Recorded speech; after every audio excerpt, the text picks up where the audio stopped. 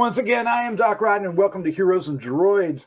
This is the Easter egg reference and details episode for Boba Fett, the book of Boba Fett, episode 4. Let me introduce you to our host for this evening, award-winning filmmaker, Christopher G. Moore. What's up? What's up? What's up? Again, it's time for us to hop back into the Easter egg back to tank and flashback to all the little details and snippets and stuff that might tie into other Star Wars stuff. Or it slipped into Casey Kasem mode. Yeah.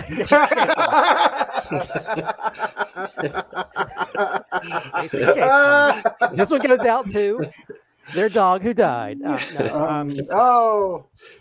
Anyway, we'll miss Rover. But anyway, in order to, but not just one person has to hop into this back to tank. We're gonna bring some other people along. It's gonna be like a hot tub back to tank of fun. Sounds gross. I don't know where you're going with that. I'm gonna get off this train. It's sanitary. They threw a Gamma. Hey, it's the same place that the Gamma Marine Guard got thrown into it. So what do you know? Okay. Anyway, bring it along for the trip. We got the Slat Man, Chris Slattery. How you doing, sir? Fantastic. How are you? I'm doing good. As usual, I never write this stuff down. I never know what I'm going to say, and that's always very dangerous. Speaking of dangerous, we also have comic book artist Chad Hunt. How are you, sir? Captain Dangerous. Captain Dangerous. That's going to be my little name down here in the bottom, in the corner from now on, Captain Dangerous. I'm good, man. I feel shiny and new. Oh, good. Just like the mods vehicles. Exactly. Okay, well, here we go. We're going to get into the Easter eggs. We're going to go through all the little bits and pieces and bobbles and things, thingamajigs in the Star Wars universe. Oh my God! What did you drink? I don't know. My improv background is popping up, and that's when I get a little bit wacky. Starting off, I know that this is probably one thing people get their Star Wars print panties in a wad about, but we get Boba Fett calling his ship the Fire Spray. I know that a lot of it used to be called the Slave One, but I guess some of the terminology hasn't aged too well for some people, so they want to call it something different. But actually, Fire Spray is actually the class type of the ship, so it'd be just like, hey, I'm going to drive my Lincoln, so yeah. It is a reference to the ship. It's just not the normal thing they used to put on the outside of the boxes and stuff. So I think it's a cool name though. Oh, I think it's much cooler than Slave One. I think he's also gotten away from being just slave to other people. He's his own person. So I think Fire Spray is a pretty badass name, maybe he can call it something else later. Maybe he'll call it Grogu 2. I don't know. We'll see. And Doc slips Captain Dangerous into my name. There Thanks. You go. Captain Dangerous. Da, da, da. Just gave him a secret identity too at the same time. Speaking of dangerous, Tatooine has 2 suns. But even more dangerous is it has 3 moons. So for the first time, we get a visual representation of nighttime involving, the celestial bodies in the sky. And so I didn't know that. I don't know if that's been seen in any of the other properties, but it was kind of cool to see that. It's like Tatooine's all kinds of crazy. 2 suns, 3 moons. It's like a bowl of Lucky Charms. It is. Yes. Or maybe Wookiee charms. Ewok charms. Speaking of charms, oh no, it doesn't. These segues, man. Speaking of charms, the charms of Jabba's palace was the guards, and so we actually get to see one part where Boba Fett, he's looking through his little a telescope on his gun, and he's looking at all these different guards, and they're all the same species, the guards that were around Jabba's barge and palace, back in Return of the Jedi. We get Weequay, Nikto, and Gamma Marine guards, and it seems like the Gamma Marine guards aren't the more svelte guards, a little bit more tubby, so that's kind of cool. Does it seem to you guys they're a little more svelte than they were in the other movies? I seem to remember them as a little more chubby. Yeah, they've lost some weight. Yeah. Yeah. Okay. Yeah. Well, I think. Well, I think the new leader's probably eating all the food, and that's probably why. Also, we get of course, there's a lot of different connections to the Mandalorian, but we see these flares go off in the distance, and that connects to the episode where Din Djarin like shoots up flares to blind Fennec Shand, and at that moment where he sees the flares, we hear a little bit of the Mandalorian music. So we get that nice connection because right after that he goes over and saves Fennec. And of course, in order to save her, he's gotta figure out someone who can help, and that's when he runs to the mod shop, this sort of place out, and we get to see more of these sort of modded people that people have been making a lot of jokes online about, the sort of cyberpunk element of the Star Wars universe. And actually, the main character who runs the mod shop is actually a well-known musician. He goes by Steven Thundercat Bruner. He actually was a well-known bass guitarist. He's probably most well-known for being part of Suicidal Tendencies. Okay. And actually, some of his bass lines are playing when Boba enters the mod place. Very good. Also, speaking in the mod place, the main guy, Thundercat, his character he plays, one of his hands that he takes off. I started calling him Inspector Gadget, but go Gadget arm. But one of his hands is a super battle droid hand, which is kind of cool. Also, there's a little bit of graffiti around the entrance to the mod shop, and the graffiti is actually I forgot the name of it, but the bones of the creature and the sand from New Hope. The dragon. Mm-hmm. So it's from that. So it's got a nice little reference to New Hope. Also, we get a similar reference also in the episode when Boba Fett is riding the bantha, and we see these bantha bones that he goes by, and so it feels very like there's always the poetry, the rhyming of visuals that happen in this universe. Also, speaking of characters from other films, we get EV-929 with the robot, who's one of the chefs.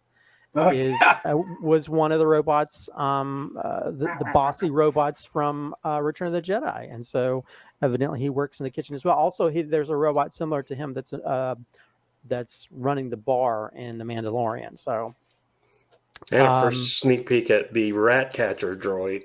I think is that the first time we the LEP servant droid is actually a droid that was initially came from concept art for Phantom Menace, and then later they put it into Clone Wars. And so this is the first time I think we've seen a live action version of that. Yeah.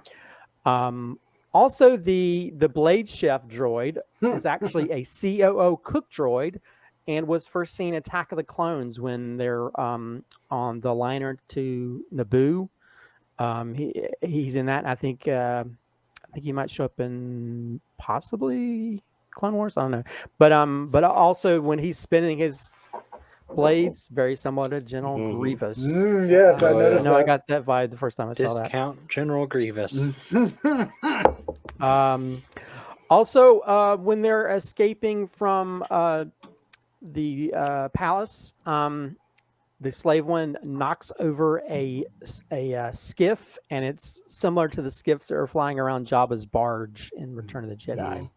So we get a sort of a callback to that.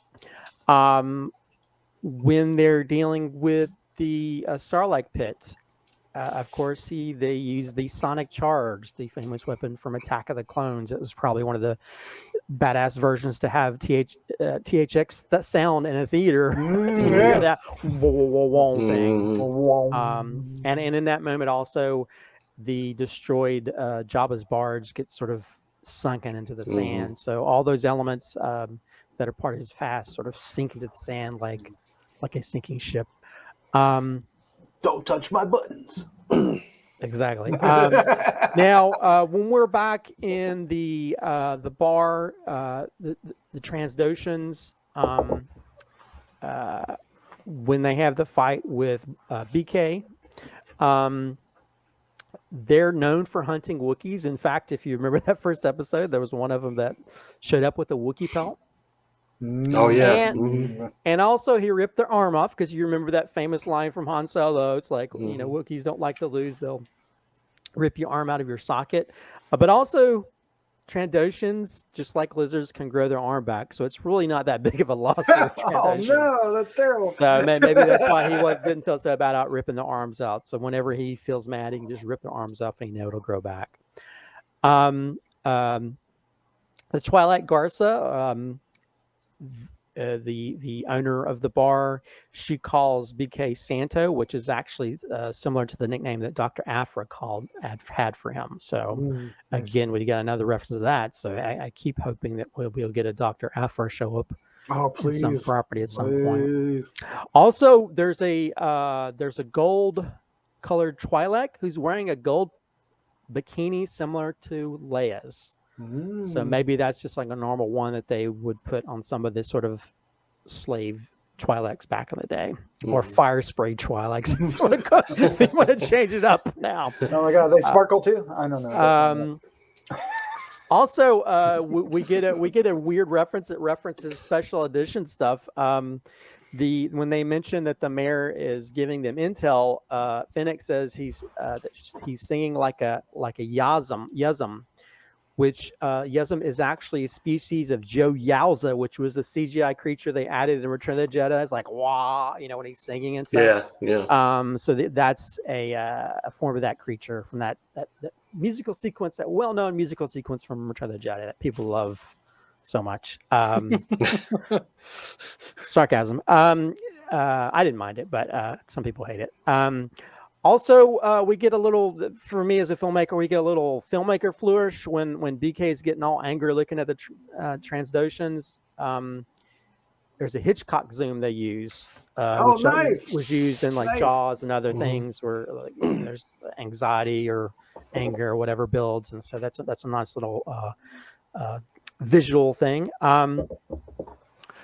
Let's see. Also, Garza, who's the Twi'lek that owns the bar, or I call Flashdance Twi'lek. She mentions in this more civilized place in these more civilized times, which is a nice sort of little bit of a reference to Obi-Wan when he said that an elegant weapon for a more civilized age. So the use of civilized to, when he meant it back in the old days, but now she feels like, oh, we're more civilized age now, which is kind of interesting how people have different viewpoints in this universe.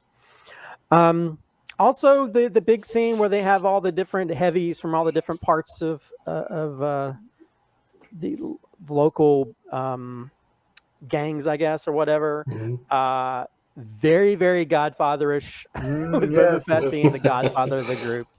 So that I love that. Also, the Klaatu boss was played by Phil Lamar, well-known voice actor, who also voiced the Pike leader in the previous episode. So he's voiced, and he voices. I think he's also voiced characters in Clone Wars and a million different properties. So, of course, we. When Fennec Shand says, "Oh, if we have enough credits, we can buy muscle," and then you hear that Mandalorian music, so you're like, is they're going to pay for the Mandalorian to show up? So maybe we'll get the Mandalorian when they have to get all these team ups. Although for me, I don't know about you guys, but mine was like, ooh, are we going to get like some of the bounty hunters from Empire Strikes Back? Yes, that's right. Are we going to, some people have even said that they might be able to get the Knights of Ren, because, who got sort of like, really, seemed such a badass thing in the sequels, but they didn't really do a lot with them. It basically got punked out by Kylo Ren in the third film. So I think it'd be awesome if we saw them again. So there's an ability to bring in a lot of different. This would be the perfect Easter egg thing where you bring in all these. There's some people mentioned Aura Singh. There's like so many different characters they probably could bring in. So I thought Aura was dead. I don't know. I don't know. knows at You're this never point? really dead in this universe. When people thought Darth Maul was dead, so I Yeah. don't know. I don't know. Yeah, he's got legs. Yeah. Now, once it. Leave it. You need to have. We need to get BK in here, rip your arm off for that joke. No. Or rip your tongue out. Or just like the bantha tongue. By the way, the whole bantha. I don't know if you guys knew the banthas in the original movie were actually I think it was an elephant from a different country or whatever. So they tried to hide the trunk and stuff, but because we don't like to harm animals anymore, they actually all it was done puppetry. And so in a similar way, we saw like the Boba Fett. So like when the bantha's like moving its tongue and stuff, it's such an amazing that's thing cool. to see. I mean, if you ask me, the puppetry is way more impressive. Yeah, it's a lot more fun. Yeah, majorly. Because I mean, the whole time I was watching, even shots where they combine visual effects and it's like moving across a desert, it looks kind of real. But when he's interacting, he's like, go away. I mean, I felt like it was real. It's like a big hairy dog, you know. Licked his head. Yeah. I was like, oh, that's kind of gross. I might need to get back into the back to tank after getting licked by that. Now somebody on one of the YouTube videos mentioned that if you listen to that end music when it does the Mandalorian music at the very end of it, it transforms into something that sounds similar to the Crimson Dawn music from Solo. So I know a lot of people are thinking that Crimson Dawn, I guess is still operating during this time, and even though it doesn't have the same head, but possibility of Kira coming up, popping into this series, I think there's a possibility. So Crimson Dawn deals with the Pikes. Yeah, and it deals with the Pikes, so it connects fully to that. So could be a war. It could be a war of the bounty hunters versus the Pikes, and then the Crimson Dawn as a whole. We do know that from what I understand, the Pikes are taken down at some point. So, do we know if Cad Bane is showing up? Is that another candidate for? That's another candidate. Okay. I guess that would be. I mean, I don't know. I don't know what the history between him and Boba Fett if that's. Well, so there was there's a history between Fennec and Cad, right? Yeah, and there's an unaired Clone Wars episode where Boba and his gang, it's like Bosk and a couple other people that I don't remember because they're not important. It's really just Bosk that's important. It's Boba and Bosk and one other bounty hunter are competing against Cad to like fulfill a bounty, and it turns into like this Western standoff between Boba and Cad Bane, and Boba actually kills Cad Bane, but Cad Bane gets the first shot off, and the shot is what caused the dent in the helmet. So, but that was an unaired episode. I mean, they said it's supposedly canon, but it's not canon because it's not been an official part of the episode. But they say it's supposed to be canon, but it can't be canon because it was supposed to take place before the Bad Batch, and Cad Bane shows up in the Bad Batch. So true. They could, if he does show up, they could try to recreate that. So how many years Bad Batch to Boba Fett? How many years is that? 22, 24, somewhere around there. I know. Also, just by pouring through all the Easter eggs, I think people have said that the time that Boba Fett was with the Tuskens was about 5 years. So, so we get to see why he had that sort of connection with them. Also, we get this sort of like this little spy droid that's very similar to the probe droids, but more of a smaller version of it, just the way it rotates and stuff. It feels very like that. Also feels very similar to the practice droid that Luke Skywalker hits too, because the way it moves around. Much smaller though. Very small. It's weird how technology's definitely changed over time for some of these things. Advancements in science. Exactly. Also, when getting back to the Starlight Pit fight, a lot of that fight it feels very similar to the Empire Strikes Back when they're inside that worm inside the asteroid, and they're having to escape through the teeth and stuff. Because we even get that shot where you're looking inside the mouth from outside with the teeth and stuff. So we get to sort of similar type things where they're having to fight against big creatures involving their ship and stuff. So anyway, that's a lot of the big things, unless you guys have anything to add or things that you saw during the episode.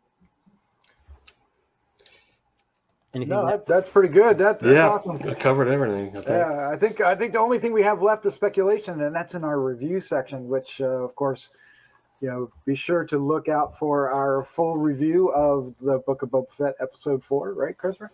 Yeah. So we'll talk about will Dengar show up? Dengar, IG-88 from the bounty hunters of Empire Strikes Back, or not? So. I guess Greedo's the only one we know is not going to make it, right? Or will he? Poor Greedo. Or will he? No, he won't. All right, guys. Thank you, Christopher, for a wonderful list of Easter eggs yet again. There's so much fun with the Star Wars universe, and of course, you are the Star Wars master among us. Thank you, sir. And like we said earlier, look for our full review of this episode also on this channel, and we encourage you to like, share, and subscribe. All those things will do wonders for us, and we thank you for helping us out in that way. And of course, leave your comments down below. All right, Captain Dangerous, Slapman, CGM, thank you so much for being here. Thank you. Yeah, thanks. Yeah, and if you notice any extra Easter eggs we missed, leave some comments. You can also contact me on social media as I Like Films. If you see anything that we missed, or after you've watched a new episode, send me some messages, and maybe we'll mention your specific Easter eggs on our next podcast. Absolutely perfect. Thank you. All right, let's say good night. Good night.